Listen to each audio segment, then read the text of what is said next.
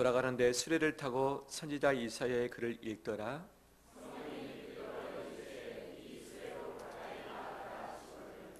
빌립이 달려가서 선지자 이사야의 글을 읽는 것을 듣고 말하되 읽는 것을 깨닫느냐?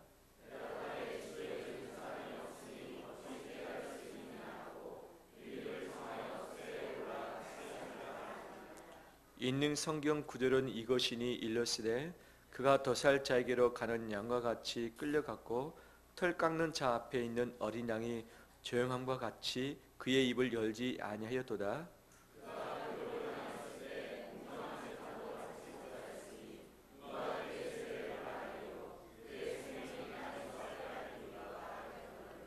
그 내시가 빌립에게 말하되 청컨대 내가 묻노니 선지자가 이 말한 것이 누구를 가리킴이냐? 자기를 가리킴이냐? 타인을 가리킴이냐?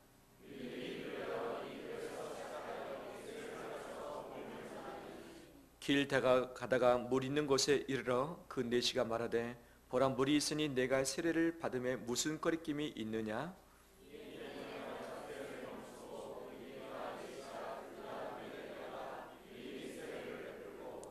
둘이 물에서 올라올새 주의 영이 빌립을 이끌어 간지라 내시는 기쁘게 길을 가므로 그를 다시 보지 못하니라.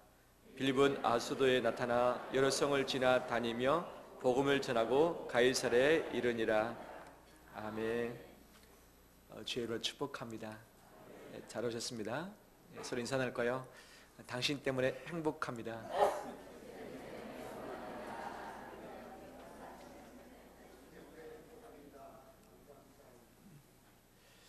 아직 가보지 않는 길을 가보신 적이 있으시죠? 또 아직 살아보지 않은 시간을 오늘 또 살아내고 있는 거죠. 중앙아시아 K국을 처음 다 간 자들이 9명이 많이 막연해 했었고 또 걱정도 했었고 또 잘 준비도 했었습니다. 성사님이 잘 안내를 해주시사 또 잘 준비해 주시사 안전하게 잘 다녀왔지만 이 모든 것을 하나님이 이끄시고 또 하나님이 또 영광 받으신 줄 믿습니다. 가보지 않는 길을 갈 때는 잘 준비를 해야죠. 지도를 갖든지 내비게이션을 의지하든지 이미 갔다 온 분들의 정보를 통해서 미리 내가 준비를 하는 것들이 필요하고 무엇이 필요한지 준비도 하고 구입도 해야 되고 또 어떤 것을 염두해야 되는지 생각하면서 내가 또 다른 것들을 구비하는 것들이 필요치 않겠습니까? 근데 가보지 않는 길을 생각할 때 어떤 마음이 들까? 살아보지 않는 시간을 바라볼 때 어떤 마음이 들까? 서로 다르지 않겠습니까? 내가 바라보는 미래가 밝고 더 기대가 있다면 마음이 설레일 것이고 잘 모르겠다. 또 어떤 일이 일어나는지 염려가 된다라고 했을 때는 마음에 부담이 있고 걱정이 점이오는 것 아니겠습니까? 그럼 우리의 미래는 어떤가? 이 나라의 미래는 어떨까? 이 나라가 안정보다는 여러 가지 불안한 정세에 있기 때문에 정말 기대와 설레임보다는 불안함과 두려움이 우리 마음에 있는 것은 당연한 이치 아니겠습니까? 왜 가보지 않는 길을 가야 되고 살아보지 않은 시간을 살아내야 되니까 이것을 헤쳐가기에 참 쉽지 않은 부분들이 있죠. 그래서 이 시대를 살아가는 많은 사람들이 이것을 위해서 준비를 해야 된다. 어떻게 해야 되는가? 좀 더 많이 모아야 한다. 많이 모으면 미래를 그래도 좀 준비할 수 있겠다. 또 좀 더 빨라야 된다. 남의 뒤에 뒤처지면 실패할 수 있기 때문에 남보다 앞서 가야만 그래도 현재 수준을 함께 갈 수 있지 않느냐. 또 다른 사람들보다 더 열심히 해야 된다. 열심히 하지 않고는 실패할 가능성이 참 많다. 그래서 더 열심히, 더 빨리, 더 많이 이것을 준비해야만 미래가 또 우리 가는 길이 좀 더 밝을 수 있다라고 이야기를 하고 있지요. 분명히 이것이 틀린 부분은 아니지만 전부는 아닌 거죠. 오늘 본문에 광락길에서 두 사람이 조우합니다. 한 명은 빌립 집사님, 또 한 분은 에티오피아 간닥의 여왕의 국고를 맡은 내시 장관, 바로 그 사람이죠. 이 빌립이 그 길을 가봤는지 안 가봤는지는 모르지만 생소한 것만큼은 맞습니다. 근데 하나님은 이 가보지 않는, 생소한, 익숙하지 않는 그 길을 가라고 말씀하시고, 이곳에서 무슨 일이 일어나는지 말씀하지 않으시고, 누구를 만나게 되는지 말씀하지 않으시고, 또 무슨 일이 있게 되는지를 말씀을 하지 않으셨죠. 그냥 가라고 말씀하신 것이죠. 이 부분에 대해서 빌립이 듣고 바로 출발을 합니다. 예루살렘의 북쪽에 30km 지점이 사마리아 성이 있습니다. 이 예루살렘에서 가사 가는 길은 남서쪽에 있는 거죠. 해안 도시가 가사인데 요즘에 가자지구 아시죠? 그 지역이죠. 근데 이 가려면 밑으로 내려와야 됩니다.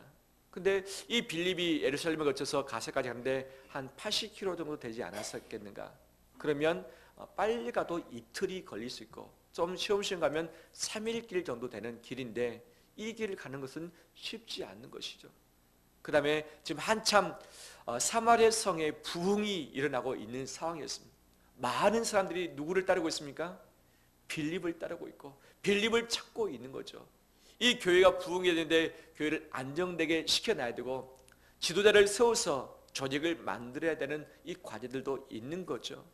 근데 하나님이 왜 하필 한참 부흥의 시기에 꼭 빌립이 필요한데 빌립을 뽑아서 이 예루살렘에서 가사로 가는 이 광야 길목에 가라고 말씀을 하셨는가? 하나님께서 누군가를 만나길 원하시는 마음이 있었고 그에게 복음 전하기를 원했던 하나님의 계획이 있었던 것이죠.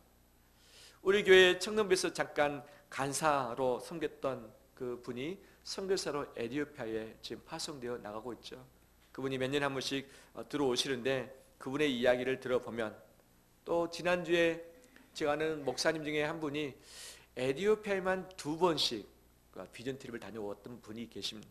그분이 에티오피아 이야기를 많이 좀 해 주었습니다. 지금부터 3000년 전에 솔로몬을 찾아갔던 한 여왕이 있었습니다. 그 여왕의 이름은 시바 여왕이었습니다. 그 여인이 에티오피아 이 지역에 있다가 솔로몬을 만나려고 갔다는 거죠. 근데 성경에서는 솔로몬에게 지혜를 배우고 그 다음에 많은 예물을 드리고 돌아왔다라고 하고 있는데, 에티오피아의 역사에 의하면 그곳에서 솔로몬의 아이를 임신했다. 예루살렘에서 돌아왔다. 아들을 낳는데 아들 이름이 메넬리크다. 메넬리크가 다음에 장성해서 왕국을 이루었는데 그 왕국의 이름이 에티오피아 왕국이다. 지금도 에티오피아 사람들은 우리가 솔로몬의 자손이다라고 생각을 하고 있고 그 후예라고 자부심을 강하게 갖고 있는 거죠. 그 정도가 됐다면 지금부터 2000년 전에 예수님이 이미 오셨을 그때에도 역시 그들은 개종한 유대인일 가능성이 많이 있고, 그 다음에 국고를 맡은 장관이 이 가는데 1500km, 오는데 1500km, 3000km 정도를 왕래할 때 기간이 얼마나 걸릴까요? 보통 가는데 3달 이상, 오는데 3달 이상, 이 반년 이상이 걸렸을 것이다. 예루살렘에 예배하러 오고 가는데 반년 이상 걸리는데 이 국고를 맡은 장관이 이 국가를 떠나면 어떻게 됩니까? 문제가 있을 수 있죠. 근데 누가 보내야만 갈 수 있습니까? 여왕 간다게가 보내야만 갈 수 있는 거죠. 그러면 여왕 간다게도 역시 하나님을 믿고 있는 개종된 유대인일 가능성이 많이 있다는 거죠. 이것은 저의 추측이 아니라 이 기독교 역사학자들의 추측입니다. 그래서 그가 대표로 바로 이 예루살렘에 예배하러 갔는데 아직 예수 그리스도를 알지 못합니다. 구약만 믿고 있고 구약의 하나님만 의지하고 있는 거죠. 근데 하나님은 땅 끝까지 이르러 내 증인되라고 하신 이 예수 그리스도의 말씀처럼 땅 끝에 관심 있고 온 세계 열방 가운데 예수 그리스도를 믿는 복음이 들어가길 간절히 원하셨던 것이죠. 이미 그때 당시 천년전에 솔로몬을 통해서 하나님을 알았다고 한다면 이제 그들도 내가 보낸 아들 예수 그리스도를 믿고 바로 구원받아야 할 것을 하나님이 마음으로 생각하고 계시고 계획을 하지 아니하셨을까? 이제 예루살렘에서 뿐만 아니라 사마리아 유대까지 퍼졌는데 이 사마리아 성을 뛰어넘었습니다. 이제는 땅 끝까지 문화가 다른, 대륙이 다른, 언어가 다른 지역까지 복음이 들어가길 원했던 마음이 하나님의 마음이었는데 분명히 에티오피아 지역 그 사람들에게도 하나님의 긍휼의 마음, 사랑의 마음이 있었을 것을 우리는 추측할 수 있는 것 아니겠습니까? 하나님께서 계획을 세우셨을 것입니다. 그 나라에도 복음화를 이루어야겠다. 그럼 누구를 통해서 할 것인가? 마침 예루살렘에 왔던 그 국고를 맡은 넷이 그를 통해서 해야겠다 마음을 먹으신 것이죠. 그러면 그에게 누가 복음을 전할 것인가? 예수 그리스도를 누구를 통해서 소개를 할 것인가가 아주 첨예의 바로 과제 아니겠습니까? 근데 하나님은 누구를 선택하셨습니까? 빌립 집사님을 선택하시고 누구를 보내십니까? 빌립 집사님을 이 광락길로 가라고 말씀을 하시는 것이죠. 근데 왜 빌립이었을까? 이 국가의 대표인 그 네시가 있는데 그를 만나려면 격으로 따진다면 예루살렘의 대표인 베드로나 요한이 만나는 것이 맞는 것 아니겠습니까? 그들이 아니더라도 사도급 정도 만나야 되는데 이 빌립은 집사의 직분인 거죠. 바로 대외적인 어떤 대표성을 갖기보다는 교회 내에 일을 맡고 있는 그런 일꾼인 거죠. 근데 이 지금 예루살렘부터 가사로 가서 그 다음에 이집트를 지나서 이 에티오피아에 가야 되는데 이 가는 길목이 더 아래쪽입니다. 만약에 빨리 만나려고 한다면 저 예루살렘 북쪽에 있는 사마리아에서 가는 것이 빠르겠습니까? 아래에 있는 예루살렘에서 가는 것이 빠르겠습니까? 예루살렘에 있는 곳에서 가는 것이 훨씬 더 빠르겠죠. 거리상으로 더 가까운 사람이 있을 수 있고 격이 더 맞는 사람이 있을 수 있는데 왜 하나님은 더 멀리에 있는 지금 한참 이 사마리아 성이 부흥해서 교회를 세워가는 그 찰나에 있는 그 다음에 사도도 아닌 빌립을 선택하셔서 보내셨을까? 왜 빌립일까?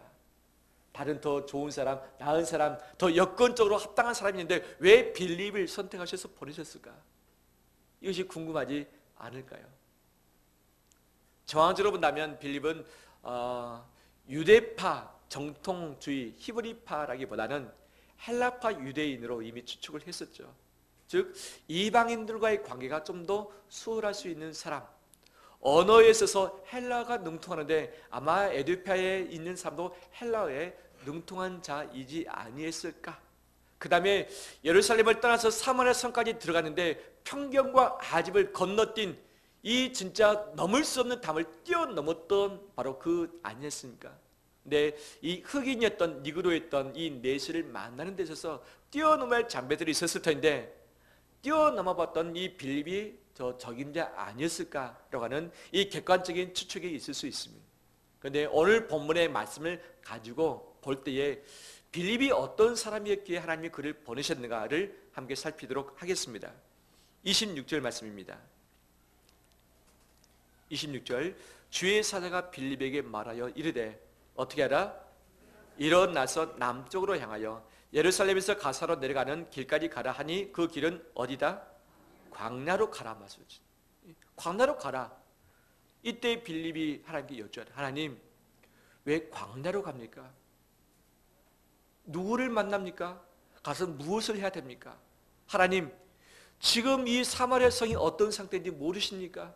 이 교회에 내가 빠져버리면 이 교회 어떻게 될지 하나님 모르십니까? 하나님 저를 보내기보다는 이 예루살렘의 사도분들도 많이 있는데 그를 좀 보내시면 안 되겠습니까? 하나님 저는 지금 사마리아 와가지고 열심히 사역을 했고 영적 싸움을 했기 때문에 지쳤습니다. 저는 좀 쉬어야 되지 않겠습니까? 지금 이 상황에서 여행한다는 것은 이 가당한 부분이겠습니까? 그런 수많은 그런 질문을 하고 토를 달 수 있는 상황이었을 것입니다. 하지만 빌립은 어떻게 합니까? 27절 말씀 일어나 어떻게 합니까? 가서 보니 에티오피아 사람 곧 에티오피아 여왕 간다게의 모든 국고를 맡은 관리인 네시가 예배하러 예루살렘에 왔다가 다시 자기 본국으로 돌아가는 그런 상황 가운데 있는 거죠. 상황을 주께서 이 빌립이 따지지 않고 묻지 않고 자기 형편을 살피기보다는 주의 사자가 말씀하셨을 때 어떻게 합니까? 바로 일어나 갔던 인물이었던 거죠. 29절 말씀 이 가사로 가는 광락길에 갔습니다. 바로 네시를 보았습니다. 네시가 소리를 내서 이사야서를 읽고 있는 것을 들었습니다. 이때 29절 성령이 빌립도로 이르되 이 수레로 어떻게 해라? 가까이 나아가라 하시거늘. 30절에 빌립이 어떻게 합니까? 달려가서 선지자 이사야의 글을 읽는 것을 듣고 말하되 있는 것을 깨닫느냐라고 이야기를 하고 있는 거죠. 또한 39절 말씀 보면 둘이 이제 물에서 올라옵니다. 세례를 주었던 거죠. 무엇이 빌립을 이끌어갑니까? 주의 영이 빌립을 이끌어가니라. 그가 이제 어디로 갑니까? 40절에 빌립은 아소토, 이 가사의 북쪽인데 이 지중해 연안에 있는 북쪽입니다. 예루살렘하고는 서로 거리가 맞지 않죠. 아소도에 나타나 여러 성을 지나다니며 복음을 전하고 마지막 어디까지 갑니까? 가이사라, 저 북쪽입니다. 이 지중해 연안에 있는 가장 북쪽의 저기에 가서 거기서 정착을 하게 되고 거기서 4명의 딸과 함께 바로 하나님의 말씀을 증거하는 인생의 여생을 살게 되어지는 것이죠. 이 말씀들을 살폈을 때에 빌립은 어떤 사람일까? 첫 번째, 순종했던 사람이다. 할렐루야. 순종했던 사람이다.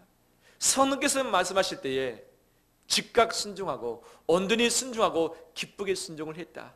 토달지 않고 고민하지 않고 그 다음에 따지지 않고 내 형편 생각하지 않고 가서 무엇을 하게 될런지 어디로 가게 될런지 누구를 만나게 될런지 알 수 없지만 가보지 않는 길 살아보지 않는 그 시간을 하나님이 보내시니까 그냥 즉각 가는 순종의 인물이었습니다. 우리 역시 주의 말씀에 즉각 온전히 기쁘게 순종하는 우리 되길 원합니다. 멈칫하지 않길 원합니다. 고민하지 않길 원합니다. 내 처지 내 앞길 계산하지 않길 원합니다. 계산하지 않고 순종할 때에 뒷감당은 누가? 하나님이 다 하게 하시는 것이죠. 묻지 않고 갔지만 하나님은 정확한 장소에 정확한 때 정확한 사람을 예비하시사 만나게 하시고 그를 향해서 무엇을 하실까를 현장에서 보여주었던 것이죠. 다 준비하면 간다. 아닙니다. 빌립은 준비되지 않았습니다. 오직 순종했습니다. 준비하지 못하고 순종했는데 순종의 결과 하나님이 감당케 하셨던 것이죠. 두 번째, 주의 사자가 일어나서 가라 할 때 일어나서 갔고 성령께서 가까이 나가라 할 때에 달려갔고 또 주의 영이 빌립을 이끌어 가신지라 라고 하면서 26절, 29절, 39절 말씀 보면 이 빌립이 가까이 하고 있는 분이 누구입니까? 성령님인 것을 보게 되어지는 것이죠. 성령님. 빌립은 성령에 민감한 사람이었습니다. 성령께서 말씀하실 때에 들었고 성령께서 말씀하실 때에 분별했고 성령께서 말씀하실 때에 그대로 그분과 동행할 줄 아는 성령에 민감한 자였다는 사실이죠. 이걸 뒤집어 본다면 만약에 빌립이 성령에 민감하지 않았다면 어떤 것에 민감할 수 있었을까? 자기 자신의 익숙함에 민감할 수 있었겠다. 자기의 처한 상황, 직분, 재정, 컨디션, 위치에 민감할 수도 있다. 자기의 뜻과 생각에 민감할 수도 있다. 자신과 관련된 여러 관계들에 민감할 수도 있다. 그렇기 때문에 성령께서 말씀하실 때 잠깐만요, 제 생각에는 이것이 아닌데요, 제 생각에는 이렇게 하는 것이 좋겠는데요 라고 하실 수도 있고, 하나님 제 형편 아시잖아요. 제가 얼마나 힘든지 아시잖아요. 제가 어떤 상황인지 아시잖아요. 제 형편에 제가 민감해 있는데 성령님이 민감하라면 저는 어떻게 됩니까? 제 인생 어떻게 삽니까? 제 인생 없어지지 않겠습니까? 라고 하면서 성령에 민감하기보다는 자기의 처리 상황에 민감할 수도 있었다. 하지만 빌립은 누구에게 민감했다? 성령에 민감했다. 내가 사랑하는 사람, 내가 미워하는 사람이 민감한 것이 아니라 성령님의 민감을 했던 자였다. 하나님이 그를 사용을 하셨다는 것이죠. 세 번째, 빌립은 어떤 사람이었을까? 빌립은 뭔가를 준비하지 못했습니다. 그냥 무작정 갔습니다.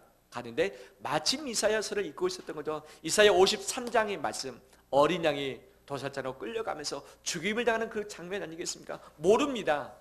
이것을 빌립이 캐치하고서 바로 그 이야기로 시작해서 누구를 증거합니까? 예수 그리스도를 증거했습니다. 바로 그 옆에 있는 물가에서 무엇을 주었습니까? 세례를 주었습니다. 이 내시가 예수 그리스도를 믿고 세례를 받았고 예수 그리스도의 제자가 되었습니다. 할렐루야.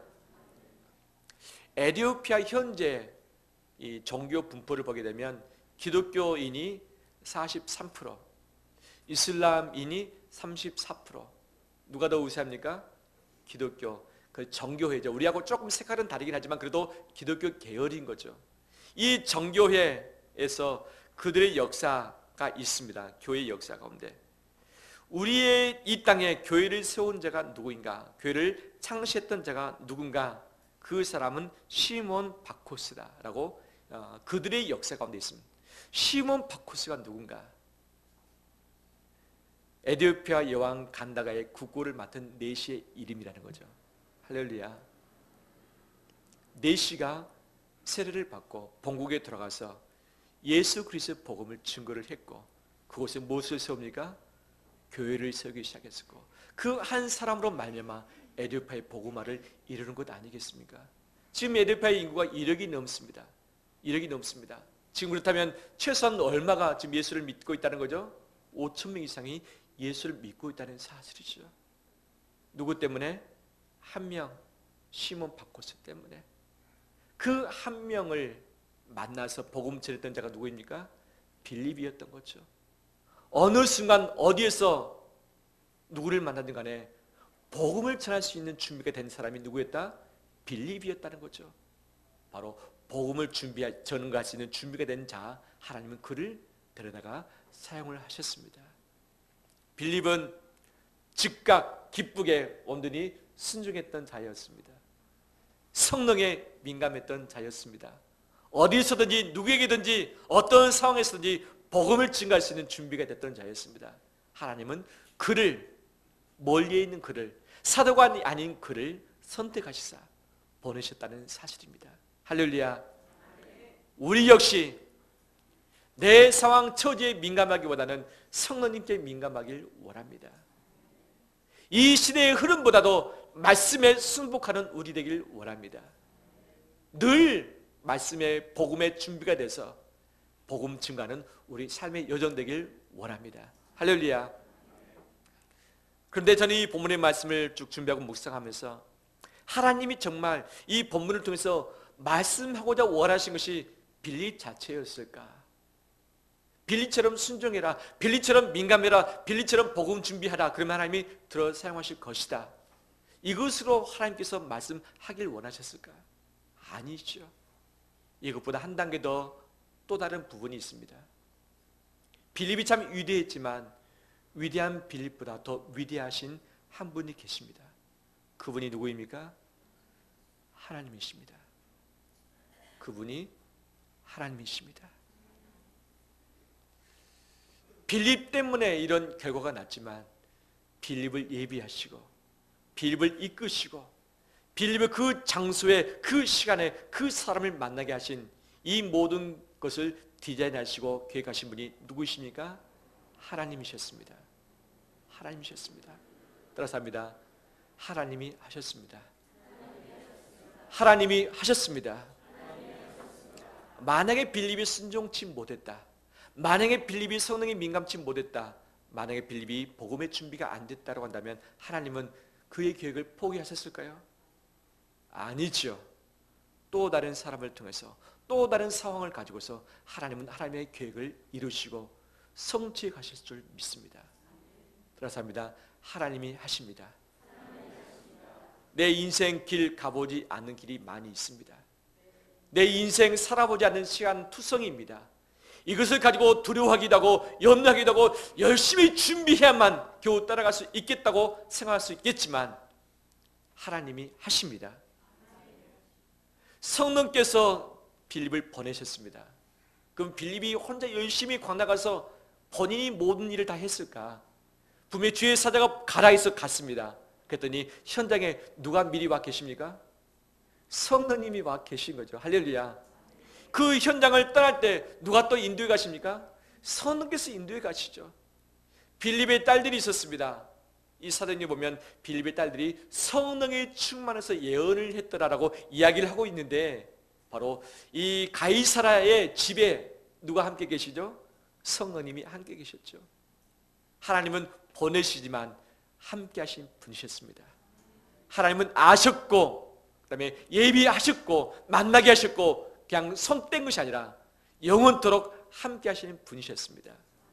그분이 계셨기 때문에 이 내시에게 복음이 증거되었고 이 내시를 통해서 에티오피아가 복음화되는데 놀라운 일들을 감당할 수 있었습니다. 할렐루야. 말씀을 마무리합니다. 우리는 가는 길을 미리 알 수 없습니다. 가보지 않았기 때문에, 살아보지 않았기 때문에 모릅니다. 그 길이 광락길일 수 있습니다. 그 어떤 것도 의지할 수 없는 상황일 수 있습니다. 안전하지 않을 수도 있습니다. 내가 생각하는 평탄하거나 형통한 길이 아닐 수도 있습니다.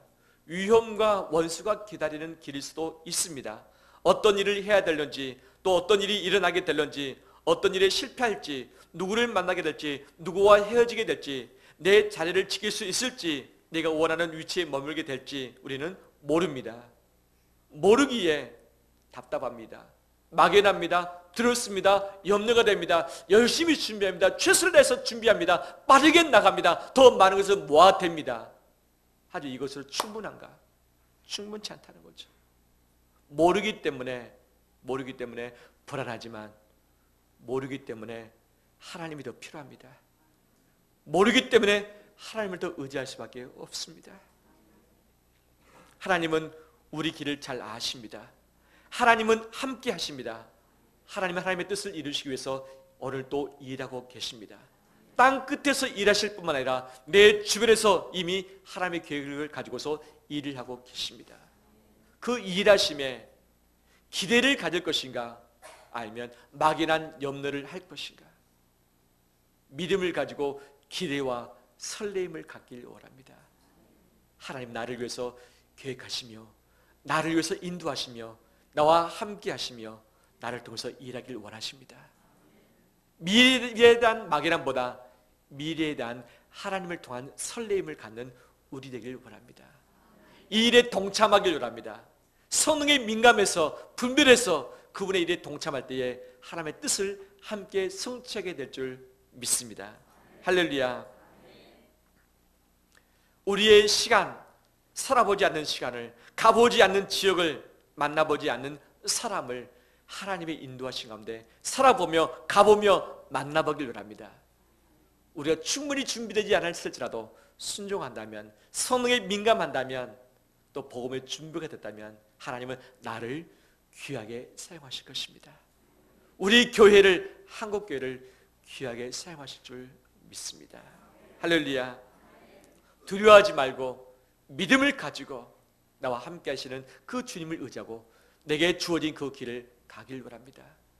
우리는 설령 잘못된 길을 선택할 수도 있습니다. 실패할 수밖에 없는 길을 갈 수도 있습니다. 하지만 걱정하지 않길 원합니다. 하나님이 함께 가시는 그 길이 진짜 길입니다. 하나님이 함께 하시는 그 일이 마지막 합력에서 선을 이루실 줄 믿습니다. 바로 하나님을 바라보면서 설레임과 기대로 우리 앞길을 가는 우리 되시기를 주의 이름으로 축원합니다. 우리 함께 찬송하겠습니다. 찬송가 425장